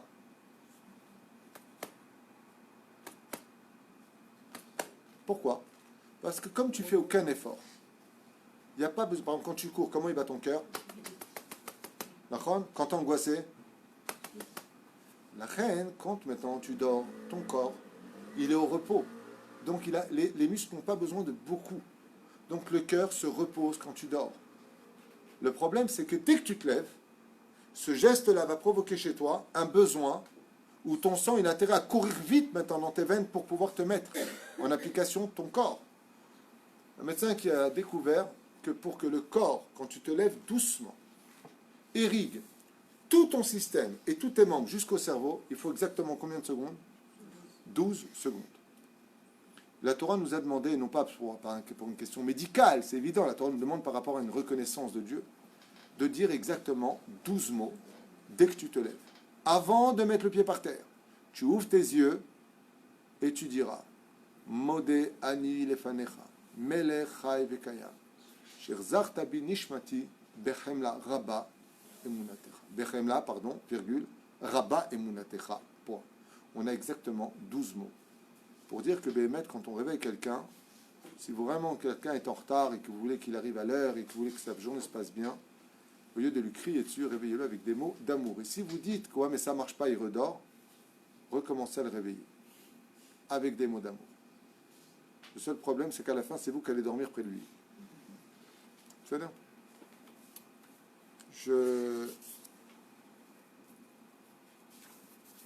J'avance 2 secondes. Après, on a les Tov, les Isaher, Shelo, les Shev, Betbaotav, Shel Avanim. Alors, des choses qu'il ne faut pas mettre près de nous. Ici, il nous met beaucoup de choses en garde. Je finis avec 5 minutes, hein, et puis je vous libère, comme ça on finit le shiur aujourd'hui. Le Shen Adam, Lo Alpana, Velo Alorpo, Velo Atzido, Tchilat, Alayla, Tzad Smol. Bon, ça je vous l'ai déjà dit. D'abord côté gauche et après Chatzot du côté droit. Tzach Lizer, Shelo Yassim Yado, Bishat Hashena à la lèvre. On ne dort jamais avec la main sur le cœur quand on s'endort. C'est comme les vampires. À la lèvre, oh, à la yerer, Kede Shelo Yiva'alu Chalomot Raim, car cela peut provoquer des rêves négatifs. Toi, tu me fais peur. Toi. Je me lève la nuit, je vois ma femme, elle est comme ça. Non, c'est la vérité. Hein. Tu sais, il faut que je te parle, il faut que tu arrêtes. C'est pas ça, c'est comme ça, un jour à 4h du mat, je me lève. Hein, c'est pas grave, je me lève et je vois ma femme comme ça, et je lui dis ça va, elle me fait ça. C'est pas vrai, c'est une blague.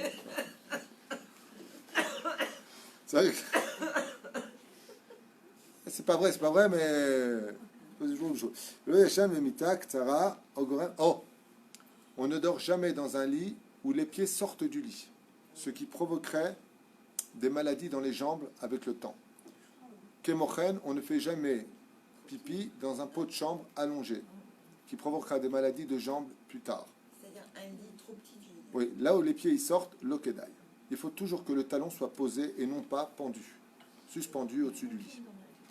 Un brouch dans le Talmud, Kol HaMishkav Shechav Chutz Mikarka, Ve'ata'a Mipnei Hatzena, Kol HaMoshav Shav Chutz Min HaKora, on n'a plus aujourd'hui. Tov les shelo les chev al et tabaot chez la banim et pene chez mitzdanenut aguf mezikot auto. On ne dort jamais à même les pierres. C'est quelqu'un qui voudrait se reposer sous prétexte que c'est froid, parce que le froid peut t'attacher te toucher le système des os. Tov zeh shelo lishon al kar sheyeshbo notzeret tarnegolim. Très déconseillé de dormir avec des oreillers composés de plumes de poules et non pas d'oies. D'oies c'est permis, poule. Et là, alkar shel notza avaz. Mais des plumes de coq ou de poule, de coq ou de poule, déconseillé. Doigt, c'est bien. Référence Ta'ameh Minagim Be'il Kutim. Top, ok. Le ner samour du Murashotav Na'alaim, oh, Ichnasaim Kautse. On ne met jamais à sa tête ni ses chaussures, ni son pantalon, ni ses habits, jamais à la tête, mais au pied du lit. Parce que ce qui va se passer, c'est qu'il va, avec l'énergie du sommeil qui s'attaque sur la personne qui dort, ses propres habits risqueraient de le faire tomber.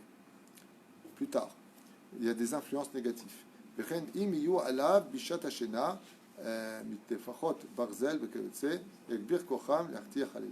Et c'est pareil, s'il a dormi avec et qu'il va aller travailler avec ces mêmes habits, alors qu'il sache que ces habits-là pourront l'affaiblir à respecter la Torah et les mitzvot et le renforcer à faire des avérotes.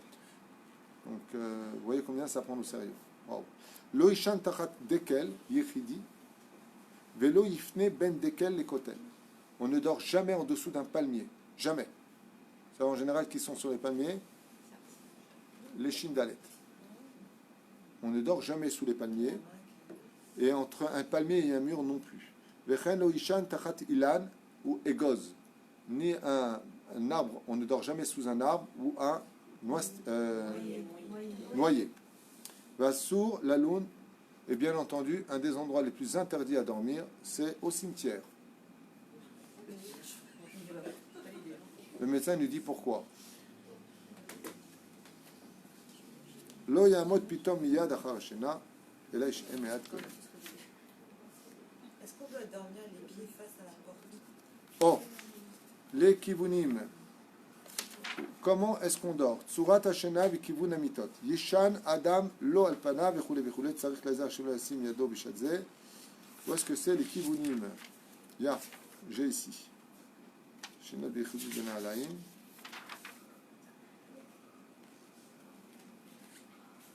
Deux secondes. Je l'ai lu cet après-midi. Mais oui, attendez juste encore quelque chose.